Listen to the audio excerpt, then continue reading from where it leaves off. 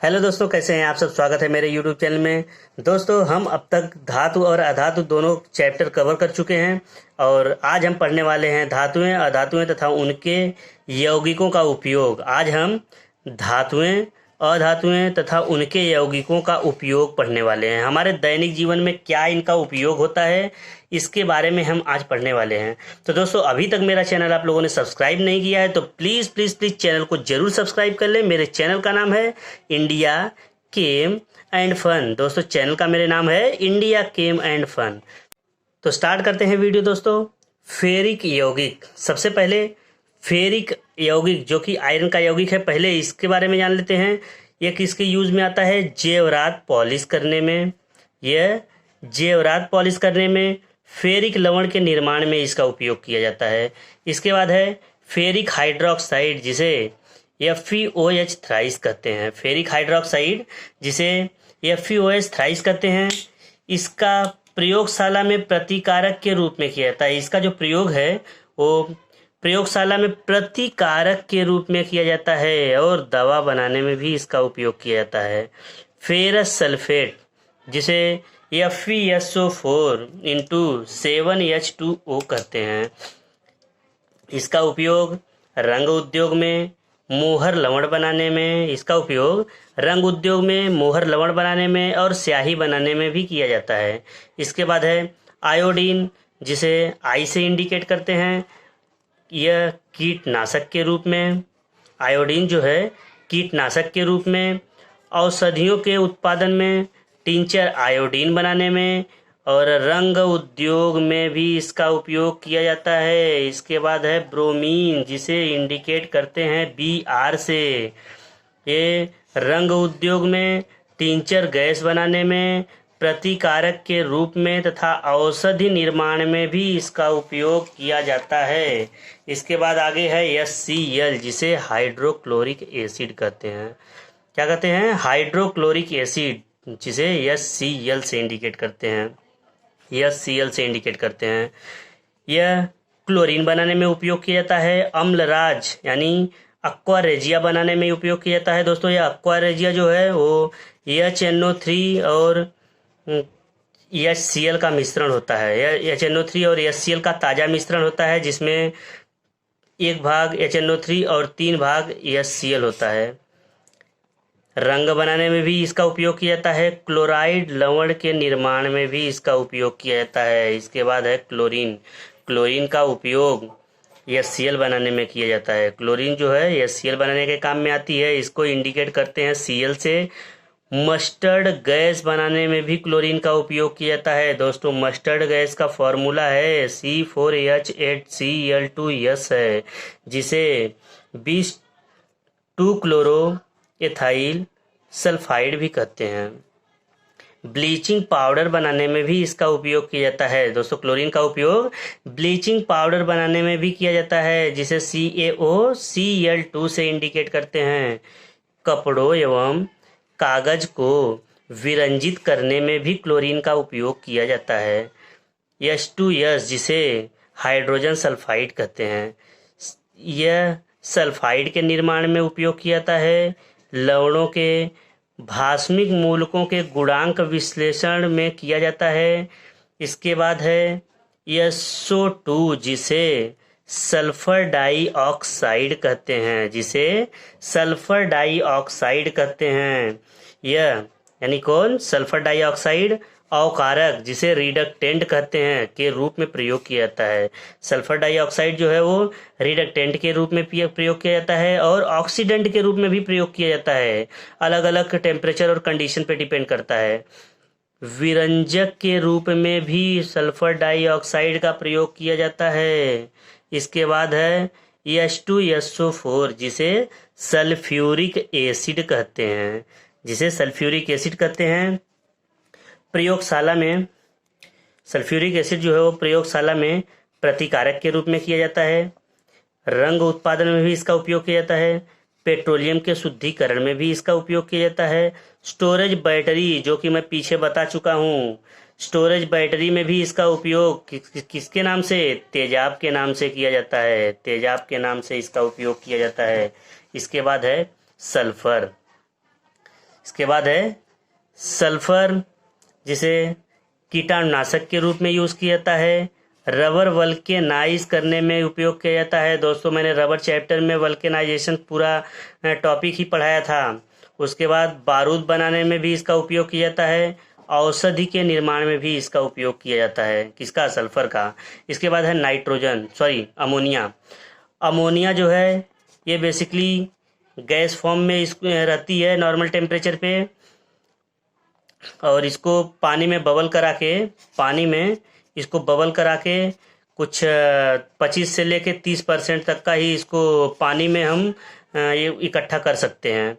पानी में 25 से 30% ही डिजोल्व रहती है, इसलिए 25-30% ही हम पानी में लिक्विड अमोनिया के रूप में रख सकते हैं। यह प्रतिकारक के रूप में प्रयोग किया जाता है। आइस फैक्ट्री में भी इसका उपयोग होता है। रेयान बनाने में भी इसका उपयोग किया जाता है। दोस्तों रेयान भी मैंने आपको टायर चैप्टर जब पढ़ाया था, रबर चैप्टर, तो उस समय पढ़ाया था इसको। Nitrous oxide NO2। दोस्तों नाइट्रस ऑक्साइड भी मैंने पीछे इसके पढ़ा चुका है। नाइट्रस ऑक्साइड जो है वो किसका? शल्य चिकित्सा में प्रयोग किया जाता है। दोस्तों जो भी मेरी वीडियो है ये सब मैंने डिटेल उसमें भी आगे पीछे भी दे चुका हूँ इसका। तो अगर वो वीडियो मेरा देखना हो तो दोस्तों मैं डिस्क्रिप्शन बॉक्स में सबका लिंक दे के ऑलरेडी रखता ही हूँ। आप डिस्क्रिप्शन बॉक्स से जाके मेरा सभी लिंक के सभी वीडियो को देख सकते हैं। तो इसके बाद हम पढ़ते हैं फास्फोरस। दोस्तों फास्फोरस जो है ये कई प्रकार का हमने पढ़ा चुका है पीछे। फास्फोरस जो है इसमें रेड फास्फोरस, वाइट फास्फोरस और एक काला फास्फोरस भी है। इन तीनों फास्फोरस को मैंने पीछे पढ़ाया है। इसमें फास्फोरस में सबसे पहले लाल फास्फोरस क्या है? लाल फास्फोरस जो है वह दिया सलाई बनाने में काम आता है। श्वेत फास्फोरस जो चूहे मारने के लिए प्रयोग किया जाता है। श्वेत फास्फोरस जो है वो दवा बनाने में भी प्रयोग किया जाता है। फास्फोरस ब्रांज बनाने में भी फास्फोरस का उपयोग किया जाता है। इसके बाद है प्रोड्यूसर गैस। दोस्तों ईंधन चैप्टर में मैं अच्छी तरह से इसको डिटेल पढ़ाया हूँ। आप ईंधन चैप्टर का मेरा वीडियो डिस्क्रिप्शन बॉक्स से निकाल के जरूर देख लेना। प्रोड्यूसर गैस कार्बन मोनोऑक्साइड और नाइट्रोजन का मिश्रण होता है। भट्ठी गर्म करने में इसका उपयोग किया जाता है। सस्ते ईंधन के रूप में भी इसका उपयोग किया जाता है। धातु निष्कर्षण में इसका उपयोग किया जाता है। इसके बाद है वाटर गैस क्या क्या का मिश्रण है? कार्बन मोनोऑक्साइड और हाइड्रोजन का मिश्रण होता है। यह ईंधन के रूप में प्रयोग किया जाता है। वेल्डिंग के काम में भी लाया जाता है। तो दोस्तों मेरा वीडियो अच्छा लगे तो ज़रूर सब्सक्राइब करें और अपने दोस्तों को भी ये शेयर करें वीडियो को। इसके बाद आगे है कोल गैस। दोस्तों कोल गैस को भी मैंने ईंधन चैप्टर में पूरा डिटेल पढ़ाया है। कोल गैस में कार्बन मोनोऑक्साइड, मीथेन और हाइड्रोजन, ये तीनों का मिश्रण जो है क्या? कोल गैस कहलाता है। ये भी ईंधन के रूप में प्रयोग किया जाता है। निष्क्रिय वातावरण तैयार करने में प्रयोग किया जाता है। कार्बन डाइऑक्साइड का क्या काम होता है? कार्बन डाइऑक्साइड तो हमारे वायुमंडल में भी बहुत ज़्यादा है। पेड़ पौधे भी कार्बन डाइऑक्साइड अवशोषित करते हैं और हम जो है कार्बन डाइऑक्साइड निकालते हैं। इसके बारे में तो अक्सर सबको ही मालूम है, लेकिन कार्बन डाइऑक्साइड का और भी कुछ उपयोग है। जैसे सोडा वाटर बनाने में इसका उपयोग किया जाता है। आग बुझाने में इसका उपयोग किया जाता है। हार्ड स्टील के निर्माण में भी इसका उपयोग किया जाता है। दोस्तों अगर कार्बन डाइऑक्साइड का बात आया है तो ड्राई आइस जो है वो कार्बन डाइऑक्साइड ही होती है। ड्राई आइस कार्बन डाइऑक्साइड होती है। अगर हाथ से टच कर लिया जाए कार्बन डाइऑक्साइड, अगर ड्राई आइस जो होता है तो हाथ जल जाएगा, यानी जिसे क्या बोलते हैं? कोल्ड बर्न बोलते हैं। इसके बाद है कार्बन मोनोऑक्साइड। दोस्तों कार्बन मोनोऑक्साइड का क्या यूज है? COCl2 बनाने में प्रयोग किया जाता है। कार्बन मोनोऑक्साइड की विषैली प्रकृति को कार्बोलिक अम्ल समाप्त कर देता है। कौन सा अम्ल? कार्बोलिक अम्ल जो है वो इसको समाप्त कर देता है, यानी कि न्यूट्रल कर देता है, यानी कि ये विषैली जो प्रकृति है वो नष्ट हो जाती है। और कार्बोलिक अम्ल का जो मैंने फॉर्मूला है यहाँ पे दे लिया है, जिसे फिनॉल कहते हैं। ये कार्बोनिक अम्ल जो है उसे फिनॉल कहते हैं। फिनॉल का फार्मूला है C6H6O होता है। C6H6, हाँ बराबर, C6H6O होता है। इसके बाद आगे है ग्रेफाइट। ग्रेफाइट जिसे कार्बन का ही यहाँ पर रूप है, जिसे C से इंडिकेट करते हैं। ये इसका उपयोग जो है वो इलेक्ट्रोड बनाने में किया जाता है। स्टोव की रंगाई में इसका उपयोग किया जाता है। लोहे के बने पदार्थ पर पॉलिश करने में भी ग्रेफाइट का उपयोग किया जाता है। इसके बाद है हीरा, जिसे डायमंड कहते हैं। डायमंड का उपयोग आभूषण निर्माण में किया जाता है। डायमंड का उपयोग आभूषण के निर्माण में किया जाता है। कांच काटने में उपयोग किया जाता है। दोस्तों मैंने पीछे पढ़ाया है, आप डिस्क्रिप्शन बॉक्स में जाके मेरा वीडियो देख सकते हैं। कांच को काटने के लिए ब्लैक कलर का जो शीशा है उसका उपयोग किया जाता है। इसके बाद आगे है फिटकिरी, जिसे पोटास एलम कहते हैं। क्या कहते हैं? फिटकिरी, जिसे पोटास एलम कहते हैं, जिसका फार्मूला होता है K2SO4 into L2SO4 thrice into 24H2O। K2SO4 into L2SO4 thrice, थोड़ा सा गलत हो गया है, थ्राइस इंटू 24H2O। जब इसे गर्म करते हैं तो यही पानी निकल जाता है और बाकी का इतना ही बचता है। जल को शुद्ध करने में, चमड़े के उद्योग में, कपड़ों की रंगाई में फिटकिरी का उपयोग किया जाता है। Aluminium sulphate. इसके बाद नेक्स्ट है एल्युमिनियम सल्फेट। एल्युमिनियम सल्फेट का उपयोग कहाँ कहाँ किया जाता है? एल्युमिनियम सल्फेट, जिसका फॉर्मूला होता है Al2SO4 थ्राइस इंटू 18 मॉलिक्यूल पानी का। 18 मॉलिक्यूल पानी का है इसमें। इसका उपयोग कागज उद्योग में किया जाता है, कपड़ों की छपाई में किया जाता है, आग बुझाने में भी इसका उपयोग किया जाता है। इसके बाद है अनाद्र एल्युमिनियम क्लोराइड। अनाद्र एल्युमिनियम क्लोराइड मतलब anhydrous aluminium chloride. Anhydrous aluminium chloride जो है, जिसका फॉर्मूला AlCl3 होता है, यह पेट्रोलियम उद्योग में इसका उपयोग किया जाता है। इसके बाद आगे है मर्क्यूरी क्लोराइड, जिसे HgCl2 से इंडिकेट करते हैं। इसका उपयोग कैलोमल बनाने में किया जाता है। कीटनाशक के रूप में भी इसका उपयोग किया जाता है। इसके बाद है मर्क्यूरिक ऑक्साइड। अभी तक हमने मर्क्यूरिक का क्लोराइड पढ़ा है, लेकिन अब की बार ये हमारा है मर्क्यूरिक का ऑक्साइड, जिसे HgO से इंडिकेट करते हैं। मरहम बनाने में इसका उपयोग किया जाता है। किधर? मेडिसिन इंडस्ट्री में इसका उपयोग किया जाता है। उसके साथ साथ जहर के रूप में भी इसका उपयोग किया जाता है। इसका उपयोग जहर के रूप में भी किया जाता है। इसके बाद मरकरी है। मरकरी जो थर्मामीटर में भरने के काम आता है। जैसा कि थर्मामीटर में जो आप पारा बोलते हैं, वो ऊपर जब भी टेम्परेचर ज़्यादा अगर रहता है तो उसका जो पारा है वो धीरे धीरे ऊपर बढ़ने लगता है, और जैसे टेम्परेचर कम होता है वो पारा धीरे धीरे गिरने लगता है। इसके आगे सिंदूर बनाने में भी इसका उपयोग किया जाता है। अमलगम में भी इसका उपयोग किया जाता है। दोस्तों मैंने पिछली वीडियो में पढ़ाया है कि अमलगम पारा जो है, अमलगम कौन कौन से पदार्थ के साथ में या कौन कौन से मेटल के साथ में बनाता है। जिंक सल्फाइड ZaNS से इंडिकेट करते हैं। इसे श्वेत पिगमेंट के रूप में भी उपयोग किया जाता है। इसके बाद है जिंक सल्फेट, जिसे उजला थोथा के नाम से भी जानते हैं, जिसका फॉर्मूला जो है ZnSO4 इंटू 7H2O होता है। जिंक सल्फेट हेप्टाहाइड्रेट इसको बोलते हैं। इसको जो है जिंक सल्फेट हेप्टाहाइड्रेट बोलते हैं। यही पानी 6 मॉलिक्यूल रहेगा तो हेक्साहाइड्रेट, 5 रहेगा तो पेंटाहाइड्रेट, 4 रहेगा तो टेट्राहाइड्रेट, 3 रहेगा तो ट्राईहाइड्रेट, 2 रहेगा तो डाईहाइड्रेट और 1 रहेगा तो मोनोहाइड्रेट। ऐसा चलता है। किसी में ऐसा पानी आगे लगाया जाता है तो इसको इस तरह बोला जाता है। तो ये याद रखिए, हेक्सा पेंटा डाई ट्राई मॉलिक्यूल पानी का।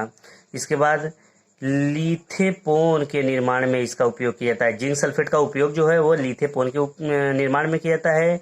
आंखों के लिए लोशन बनाने में भी इसका उपयोग किया जाता है। मतलब कि यह मेडिसिन में भी इसका उपयोग किया जाता है। इसके बाद चर्म उद्योग में भी इसका उपयोग किया जाता है। इसका उपयोग जो है वो चर्म उद्योग में भी किया जाता है। इसके बाद हम पढ़ते हैं जिंक क्लोराइड। जिंक का क्लोराइड पढ़ते हैं। जिंक क्लोराइड का उपयोग कहाँ कहाँ होता है?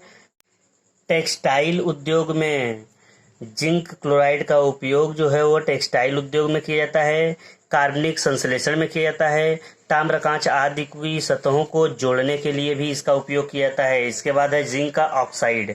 इसके बाद जिंक ऑक्साइड है जो मरहम बनाने के लिए किया जाता है और पोर्सलीन में चमक लाने के लिए भी इसका उपयोग किया जाता है। इसके बाद जिंक जिंक क्या है?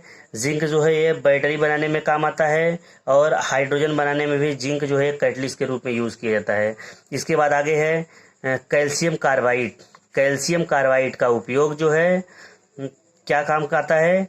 कैल्शियम साइनाइड एवं एसिटिलीन बनाने में इसका उपयोग किया जाता है। कैल्शियम कार्बाइड का उपयोग कैल्शियम साइनाइड और एसिटिलीन बनाने में काम में लिया जाता है। इसके बाद है ब्लीचिंग पाउडर। ब्लीचिंग पाउडर जिसे CaOCl2 से इंडिकेट करते हैं, यह कीटाणुनाशक के रूप में यूज किया जाता है। कागज तथा कपड़ों के विरंजन में इसका उपयोग किया जाता है। रासायनिक उद्योग में उपचायक के रूप में इसका उपयोग किया जाता है। रासायनिक उद्योग में किसका? उपचायक के रूप में इसका उपयोग किया जाता है। CSCl3 के उत्पादन में भी इसका उपयोग किया जाता है। इसका उपयोग जो है वो क्लोरोफॉर्म को बनाने में भी किया जाता है। इसके बाद है आगे कि प्लास्टर ऑफ पेरिस। इसके बाद प्लास्टर ऑफ पेरिस है। दोस्तों अगर मेरा चैनल अभी तक आप लोगों ने सब्सक्राइब नहीं किया है तो प्लीज चैनल को जरूर सब्सक्राइब कर लें। चैनल का नाम है मेरे इंडिया केम एंड फन। तो हम पढ़ते हैं प्लास्टर ऑफ पेरिस, जिसे CaSO4 इंटू H2O के से इंडिकेट करते हैं। यह मूर्ति बनाने में उपयोग किया जाता है। शल्य चिकित्सा में पट्टी बांधने में भी इसका उपयोग किया जाता है। छतों एवं दीवारों को चिकना बनाने में भी इसका उपयोग किया जाता है। Calcium carbonate. इसके बाद हम पढ़ लेते हैं कैल्शियम कार्बोनेट। इसका उपयोग कहाँ कहाँ होता है? चूना बनाने में, टूथपेस्ट दंतमंजन बनाने में, सीमेंट उद्योग आदि में। इसके बाद है जिप्सम। जिप्सम क्या है? जिप्सम जिसका फॉर्मूला जो होता है कैल्शियम सल्फेट और 2 मॉलिक्यूल पानी का। जिप्सम का उपयोग जो है वह स्वाद के रूप में किया जाता है। POP बनाने में, यानी कि प्लास्टर ऑफ पेरिस, जो कि अभी हमने ऊपर पढ़ा है, प्लास्टर ऑफ पेरिस बनाने में भी इसका उपयोग किया जाता है। अमोनियम सल्फेट बनाने में भी जिप्सम का उपयोग किया जाता है। सीमेंट उद्योग में भी इसका उपयोग किया जाता है। इसके बाद कैल्शियम है। कैल्शियम जो है वो एक रिडक्टेंट के रूप में यूज करते हैं। पेट्रोलियम से सल्फर हटाने में भी इसका उपयोग किया जाता है। इसके बाद मैग्नीशियम क्लोराइड, जिसको 6 मॉलिक्यूल पानी से है। मतलब कि मैग्नीशियम क्लोराइड जो है अभी मैंने पढ़ाया था आप लोग को हेक्सा हाइड्रेट्स। इसको क्या बोलेंगे? मैग्नीशियम क्लोराइड हेक्सा हाइड्रेट्स बोलेंगे, जो रुई की सजावट में काम में आता है और सोरेल सीमेंट के रूप में भी इसको काम में लिया जाता है। इसके बाद मैग्नीशियम कार्बोनेट। इसके बाद क्या है? Magnesium carbonate. मैग्नीशियम कार्बोनेट का जो उपयोग है वो दंत मंजन बनाने में किया जाता है, दवा बनाने में इसका उपयोग किया जाता है। उसके बाद जिप्सम लवण बनाने में भी मैग्नीशियम कार्बोनेट का उपयोग किया जाता है। इसके बाद आगे है मैग्नीशियम। मैग्नीशियम क्या है? मैग्नीशियम का उपयोग कहाँ कहाँ होता है? धातु मिश्रण बनाने में, फ्लैश बल्ब बनाने में उपयोग किया जाता है। इसके बाद है मैग्नीशियम का ऑक्साइड। इसका उपयोग औषध निर्माण में किया जाता है। रबड़ फीलर में भी इसका उपयोग किया जाता है। बॉयलरों के प्रयोग में भी इसका उपयोग किया जाता है। किसका? मैग्नीशियम ऑक्साइड का। इसके बाद है मैग्नीशियम हाइड्रोक्साइड। इसके बाद मैग्नीशियम का हाइड्रोक्साइड है, जिसे चीनी उद्योग में मोलासिस से चीनी तैयार कराने में किया जाता है। मतलब यह चीनी इंडस्ट्री में यूज किया जाता है मैग्नीशियम का हाइड्रोक्साइड का। इसके बाद आगे है कॉपर सल्फेट, जिसे नीला थोथा के नाम से जाना जाता है। कॉपर सल्फेट जिसे नीला थोथा के नाम से जाना जाता है, इसका फॉर्मूला है CuSO4 इंटू 5H2O, जिसे पेंटाहाइड्रेट करते हैं। जिसे क्या? पेंटाहाइड्रेट करते हैं। मतलब कॉपर सल्फेट पेंटाहाइड्रेट के नाम से इसे जानते हैं। किसे? नीला थोथा या कॉपर सल्फेट को।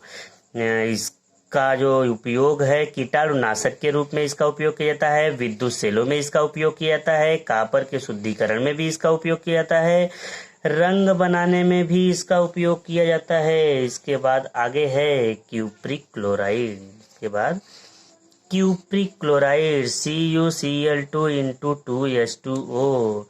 क्यूप्रिक क्लोराइड का डाईहाइड्रेट होता है ये, जो ऑक्सीडेंट के रूप में प्रयोग किया जाता है, जल शुद्धिकरण में भी प्रयोग किया जाता है, धागों की रंगाई में भी इसका प्रयोग किया जाता है। इसके बाद है क्यूप्रिक ऑक्साइड। इसके बाद क्यूप्रिक ऑक्साइड है जिसको CuO से इंडिकेट करते हैं। यह लाल ग्लास के निर्माण में इसका उपयोग किया जाता है। पेट्रोलियम के शुद्धिकरण में भी इसका उपयोग किया जाता है। इसके बाद आगे है क्यूप्रस ऑक्साइड। इसके बाद आगे है क्यूप्रस ऑक्साइड जिसे Cu2O से इंडिकेट करते हैं, जो कि मैंने पीछे पढ़ाया है इसको। इसके बाद आगे है कॉपर जो कि बिजली का तार बनाने में इसका उपयोग होता है। दोस्तों ये अच्छा सुचालक है। अच्छा सुचालक होने के कारण इससे बिजली का तार बनाया जाता है। जबकि सिल्वर इससे भी अच्छा सुचालक है, लेकिन सिल्वर बहुत महंगा पड़ता है, कॉपर सस्ता पड़ता है, इसलिए कॉपर का अधिकतम तार देखा जाता है, जो कि बहुत अच्छा वायर माना जाता है बिजली का। इसके बाद बर्तन बनाने में भी इसका उपयोग किया जाता है। ब्रास या ब्रांज बनाने में भी, इसको ब्रास या ब्रांज बोलते हैं, बनाने में भी इसका उपयोग किया जाता है, जिसे पीतल कहते हैं। जिसे क्या हम कहते हैं? पीतल कहते हैं। Cu कॉपर प्लस जिंक का मिश्रण होता है। इसके बाद सोडियम नाइट्रेट के बारे में हम पढ़ लेते हैं। सोडियम नाइट्रेट जिसे फॉर्मूला इसका है NaNO3। नाइट्रोजन बनाने में सोडियम नाइट्रेट का उपयोग किया जाता है। प्रतिकारक के रूप में भी इसका उपयोग किया जाता है। सोडियम नाइट्रेट सॉरी, यहाँ पे सोडियम नाइट्राइड था। सोडियम नाइट्रेट जो कि NaNO2 होता है। खाद के रूप में इसका उपयोग किया जाता है। पोटेशियम नाइट्रेट और नाइट्रिक एसिड के निर्माण में भी इसका उपयोग किया जाता है। दोस्तों यही पोटेशियम नाइट्रेट जो है वो विस्फोटक पदार्थ बनाने में इसका उपयोग किया जाता है। उसके बाद और हम इसको चाहेंगे तो नाइट्रिक एसिड है हमारा HNO3, इससे हम पोटेशियम नाइट्रेट बना सकते हैं। और कैसे बनाएंगे? HNO3 इसमें KOH मिला देंगे, यहाँ से हाइड्रोजन जो है इसको OH से रिएक्शन करके यहाँ पे बना लेगा H2O पानी, और बाकी का बचेगा अपना क्या, KNO3। ऐसा बना सकते हैं हम इसको लेबोरेटरी में, लेकिन ये इसका परमिशन गवर्नमेंट नहीं देती है क्योंकि ये एक्सप्लोसिव है। सोडियम सल्फेट जिसे ग्लोवर सॉल्ट कहते हैं, ये Na2SO4 × 10H2O यानी कि डेकाहाइड्रेट इसको बोलते हैं। दोस्तों 10 मॉलिक्यूल जब पानी रहता है उसे डेकाहाइड्रेट बोलते हैं। और इसको बनाते कैसे हैं? सल्फ्यूरिक एसिड और सोडियम हाइड्रोक्साइड का एक एक्वस सॉल्यूशन तैयार करते हैं, जिसको कूलिंग के माध्यम से धीरे धीरे इसको क्रिस्टलाइज करते हैं और बन जाता है हमारा क्या, ग्लोवर सॉल्ट अथवा सोडियम सल्फेट डेकाहाइड्रेट बन जाता है। इसके बाद है औषधि बनाने में भी इसका उपयोग किया जाता है। इसका उपयोग जो सोडियम सल्फेट जो है इसका उपयोग किधर किया जाता है? औषधि बनाने में, और सस्ता कांच बनाने में भी इसका उपयोग किया जाता है। दोस्तों एक बता दूं आप लोग को, ये सोडियम सल्फेट जो है, एक सोडियम सल्फेट अनहाइड्रस भी होता है, जो अगर किसी भी सॉल्यूशन वगैरह में इसको मिक्स कर दिया जाए, डाल दिया जाए, तो वो बिना रिएक्शन किए, सोडियम सल्फेट बिना रिएक्शन किए उसमें से जो भी पानी रहता है, पानी को अपने अंदर एब्जॉर्ब कर लेता है, और एब्जॉर्ब करने के बाद में जो सॉल्वेंट हमारा रहता है उसको पानी से फ्री कर देता है, मतलब वो ड्राई सॉल्वेंट बना देता है। इसका उपयोग जो है हम बेसिकली कोई भी रिएक्शन वगैरह में करते हैं। दोस्तों एक्चुअली पेशे से मैं भी एक केमिस्ट हूँ, रिसर्च में काम करता हूँ, और इसमें अक्सर मैं सोडियम सल्फेट का यूज़ करता हूँ। कोई भी सॉल्वेंट हो या फिर कोई भी रिएक्शन हो जिसमें मॉइस्चर नहीं चाहिए, तो वहाँ पे हम सोडियम सल्फेट यूज़ करके आगे काम करते हैं, जिससे हमारा रिएक्शन आगे चला जाता है। नहीं तो अगर पानी रहता है उसमें तो हमारा रिएक्शन ख़राब हो जाता है। इसके बाद आगे है sodium bicarbonate NaCO3, sodium bicarbonate, जिसे दोस्तों आप लोग खाने का सोडा बोलते हो। अग्निशामक यंत्र में इसका प्रयोग किया जाता है, बेकरी उद्योग में भी इसका उपयोग किया जाता है, और प्रतिकारक के रूप में भी इसका उपयोग किया जाता है, क्योंकि ये बेसिक नेचर रहता है इसका।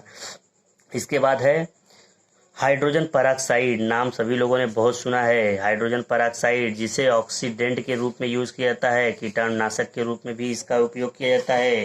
जैसा कि दोस्तों आप लोग को मालूम होगा, जो डॉक्टर लोग बोलते हैं हाइड्रोजन, हाइड्रोजन घाव पे हाइड्रोजन लगा दिया जाए, घाव पे हाइड्रोजन। दोस्तों यही वो हाइड्रोजन है जिसे घाव पे लगाते हैं, हाइड्रोजन पेरोक्साइड के रूप में इसका नाम है, जो 0.1% या 0.2% की ही रेशियो में इसको डॉक्टर यूज करते हैं। रेशम, ऊन, चमड़ा वगैरह के विरंजन में इसका उपयोग किया जाता है। लेड के रंगों में भी इसका उपयोग किया जाता है। इसके बाद आगे है D2O। D2O जिसे ड्यूटेरियम का ऑक्साइड कहते हैं, इसका उपयोग जो, और इसे भारी जल भी कहते हैं, इसे और भारी जल भी कहते हैं। न्यूक्लियर प्रतिकारक के रूप में इसका उपयोग किया जाता है। ड्यूटेरियम के यौगिक के निर्माण में भी इसका उपयोग किया जाता है। इसके बाद है हाइड्रोजन। हाइड्रोजन क्या है? हाइड्रोजन जो है वो अमोनिया के उत्पादन में किया जाता है। हाइड्रोजन दोस्तों अमोनिया के उत्पादन में किया जाता है। पिछली वीडियो में मैंने पढ़ाया है आप लोगों को कि हाइड्रोजन इधर से नाइट्रोजन दोनों जो है एक साथ आते हैं, तो इधर यहाँ पे आके रिएक्शन होती है, सॉरी यहाँ पे पंप के थ्रू ऊपर जाते हैं, ऊपर से आके जो है वो कैटलिस्ट चैम्बर में आते हैं जहाँ पे कैटलिस्ट रखी रहती है, और यहाँ पे ही इनका रिएक्शन होता है। तो क्या बनाता है? NH3 बनाता है। और यही जब पानी में इसको घुला दिया जाता है तो ये का क्या बना लेता है? NH4OH बना लेता है, जिसे अमोनियम हाइड्रोक्साइड कहते हैं। और अमोनियम हाइड्रोक्साइड बनाने के लिए अमोनिया गैस को पानी में बबल कराया जाता है। पानी में ऐसा एक चैम्बर बनाया जाता है, ऐसा यहाँ तक पानी भर के यहाँ पे पाइप के थ्रू इसमें डाला जाता है और बहुत लंबे समय तक इसमें बबल कराया जाता है, जिससे ये अमोनिया का सॉल्यूशन बना जाता है। और यह अमोनिया का सॉल्यूशन जो है वो NH4OH के रूप में बना रहता है, जो हम लिक्विड अमोनिया के नाम से जानते हैं। इसके बाद आगे है द्रव हाइड्रोजन, जिसे लिक्विड हाइड्रोजन के नाम से जाना जाता है। यह द्रव हाइड्रोजन क्या होता है? रॉकेट ईंधन के रूप में इसका उपयोग किया जाता है। इसके बाद है सोडियम। सोडियम परऑक्साइड बनाने में इसका उपयोग किया जाता है। और लास्ट है पोटेशियम परमैंगनेट। दोस्तों पोटेशियम परमैंगनेट, जिसे KMnO4 से इंडिकेट करते हैं, इसे लाल दवा के नाम से जाना जाता है। यह पोटेशियम परमैंगनेट जल को कीटाणु रहित कर देता है। तो दोस्तों ये मेरी वीडियो रही आज की। इसके बाद हम मिलते हैं मिश्र धातुओं के चैप्टर से। दोस्तों ये मिश्र धातुओं का चैप्टर जो है ये भी बहुत ही इम्पोर्टेंट है, एग्जाम में अक्सर पूछा जाता है। तो दोस्तों अगर मेरी वीडियो अच्छा लगी हो तो लाइक करो, शेयर करो, कमेंट करो, और दोस्तों चैनल को मेरे सब्सक्राइब जरूर करना। चैनल का नाम है मेरे इंडिया केम एंड फन। दोस्तों मेरे चैनल का नाम है इंडिया केम एंड फन। तो मिलते हैं एक नए वीडियो के साथ में, तब तक के लिए जय हिंद दोस्तों।